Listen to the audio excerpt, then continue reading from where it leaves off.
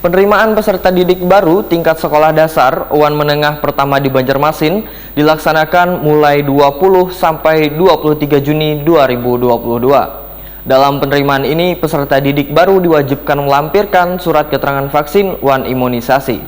Pemberlakuan ini sesuai dengan surat edaran Dinas Pendidikan Banjarmasin terkait pedoman penerimaan peserta didik baru di tahun ajaran baru.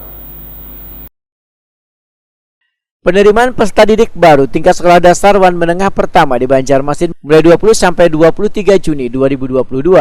Dalam penerimaan ini, peserta didik baru diwajibkan melampirkan surat keterangan vaksin UAN imunisasi. Pemberlakuan ini sesuai dengan surat edaran Dinas Pendidikan Banjarmasin terkait pedoman penerimaan peserta didik baru di tahun ajaran baru. Kepala Dinas Pendidikan Banjarmasin Nuryadi Wetakuni Prima TV Baisukan Kamis 2 Juni 2022 memadakan penerimaan peserta didik baru sama rangkaian tahun sebelumnya, yaitu sistem zonasi.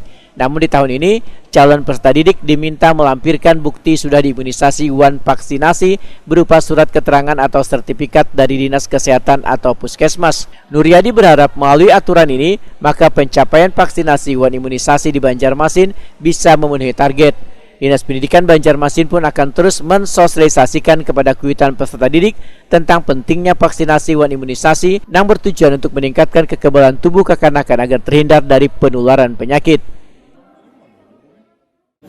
Program nasional yang harus didukung kabupaten kota.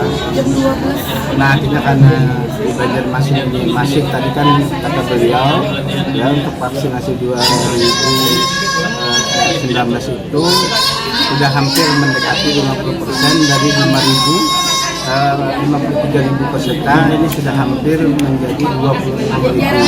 Artinya sudah hampir mendekati 50%.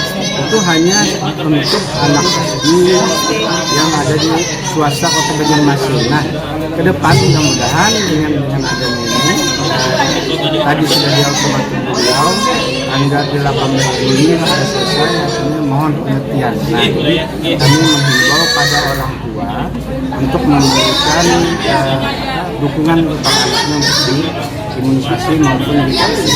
Kalau di distrik sendiri sudah mengeluarkan surat edarannya apa? Iya, sudah kami cantumkan dengan surat edaran penerimaan siswa baru baik SD dan SMP. Nuryadi menambahkan, pencapaian vaksinasi COVID-19 untuk umur 6-11 tahun di Banjarmasin sudah sekitar 26.000 orang atau 49% dari target 53.000 kekanakan yang harus divaksin.